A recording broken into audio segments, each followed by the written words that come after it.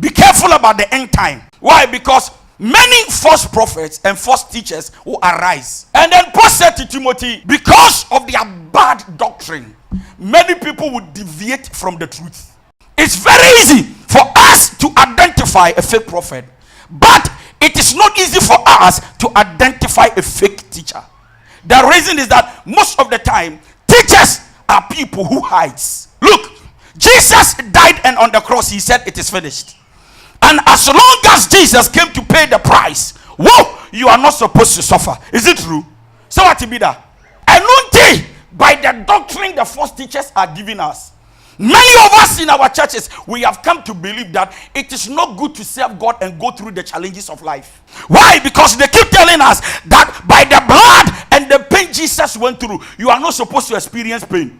And so, I'm not yourself. Anytime you go through the challenges of life, or anytime something bad goes on in your life, then it means that the devil is at work. But can I say this? Some of you are praying prayer that God is not even hearing. Why? Because many of the challenges you are going through, it is God who is doing that. He's only doing that to build your capacity so that you can be a better person. Can I say this? When God is at work, no man of God can do something.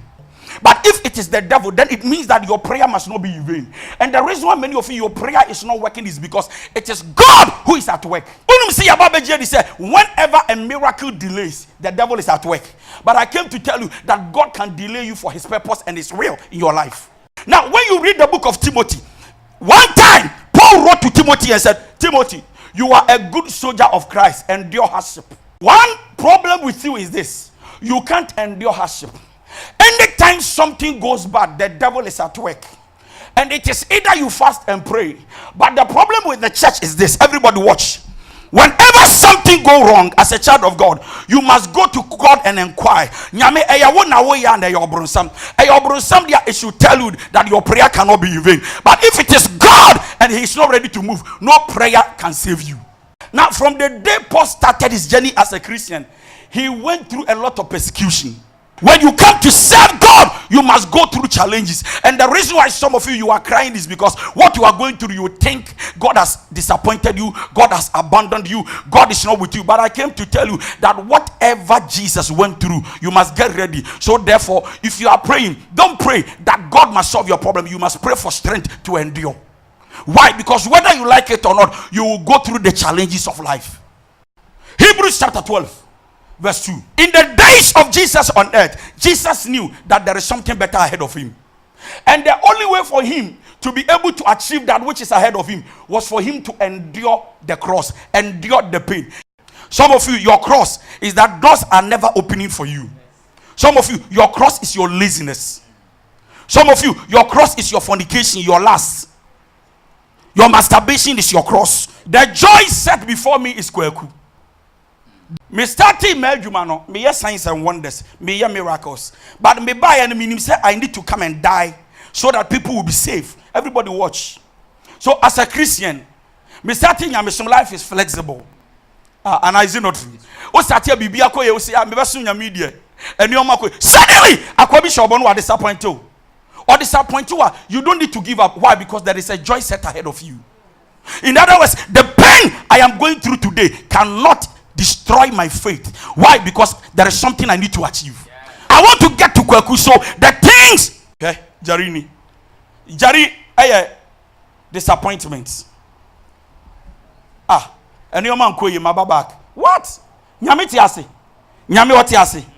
I am looking at the altar and the finisher of my faith. Yet nothing is happening. I want to go to America. I have applied for a visa.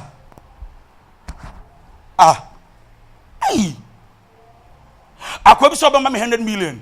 Me nyabre, me friend was ochina. Me kwa kwaje rade, me kwa ma favor. Rade me kwa ma nye. Pastor Daniel, yes. Pastor me kwaje so bompa ni nyame ya. Mema obibisio. La kadi magada vagada. Pa! Ko adwoa ebeye na adwoa ko ya. No, as I am preaching, some of you, That has been your life. Anytime you pray and you want to move, something brings you back. And you think the devil is at work. But I came to tell you, there is a joy set ahead of you that you don't need to give up. It doesn't matter the disappointment you are going through. You must not. Is that how you clap? Don't give up. Don't give. So as I am speaking now, there are many of you in our churches, not only here, in the Christendom. Many people go to church on Sunday, but in their heart, they have backslided. But the truth is that there is a joy set ahead of you. And God, listen, God, He knows the end from the beginning. So when God is looking at your end, you are looking at your now. So the problem you have is that whenever you go through the challenges of life, you look at now when God looks into the future. Can I say this? Whatever you go through is temporary. It is not permanent. Endure the hardship as a good soldier and look at the joy ahead of you. Why? Because there is something better ahead of you than the now you are looking at. Your life must not be defined by the now. Your life must be defined by the future. Whenever God blesses you at a point, God will look at you and say, no, I want to take my daughter, my son to the next level. And the only way I can take him or her to the next level is for him to meet a challenge. And until he overcomes, no promotion. The reason why you are stuck is because you have not been able to pass the first exams.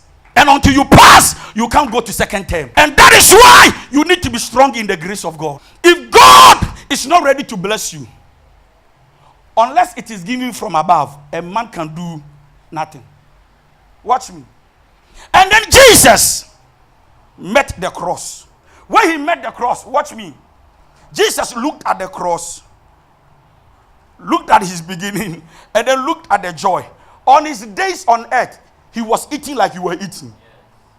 He used to dress like you dress. He had many friends. I think about 12 friends around him. The disciples watch.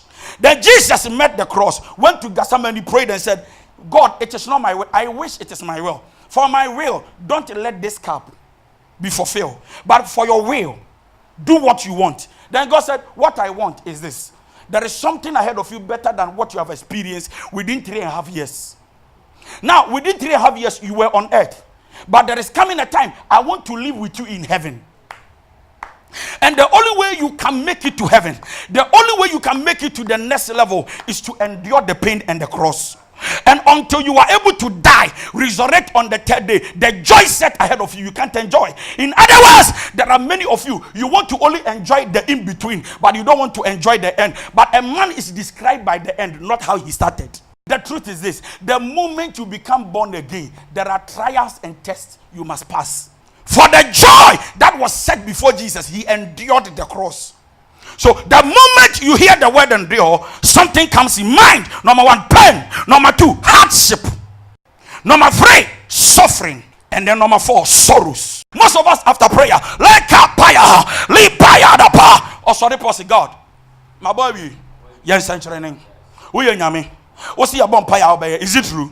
And then the surprise thing is that after the prayer, disappointment comes in. God is trying to give you a sign. You see, don't shift all the things that happen negatively to the devil and say he is at work. God is at work in you more than the devil. Why? Because you are of God, little children, and you have overcome the world. Greater is he that lives in you than he that is in the world. Listen to me. God lives in you than the devil. And if God does not permit the devil to be at work in you, the devil cannot. Why? Because your body is the temple of the Holy Spirit. Number 1, in the days of Jesus, he was betrayed by his disciples. Now, what's he say? Now we are Juma. Now we need 12 disciples in the name. They are the only friends you have. They are the only brothers you have. And then they disappoint. Look at the pain Jesus will go through. But he endured. It tells you that in my days, if I was disappointed in your day, anybody can disappoint you. And when they disappoint you, don't kill yourself. Why? Because it is in the plan of God. He was betrayed by his own close friend, Judas. He carried the burden of the sins of the world. Yet he didn't give up. Why? Because of the joy that was set before him. His disciples disappointed and rejected him, but he endured the sorrow, the pain, because of the joy that was set ahead of him. He was falsely accused and rejected by the Jewish leaders. Why? Because they didn't like his ministry. Yet he endured because of the joy set ahead of him. His body was pierced with a sword or a spear because of the joy that was set. He endured the pain. Yet the peer one of him. Yes, say He didn't change his confession because of the pain. He endured the pain because of the joy that was set. Jesus tasted death for all of us, yet he never gave up. He endured because of the joy that was set. The Bible compares us to soldiers. 2 Timothy chapter 2 verse 1 to 9. Some of you, if God blesses you today, you will become like the prodigal son. You will go around sleeping with prostitutes and eat with pigs and come back. So Nyame showed you, no. Me train you like the elder son in the house. So I can't give you until I build, prepare, cut that which is not bearing fruit, put you right and shape you right.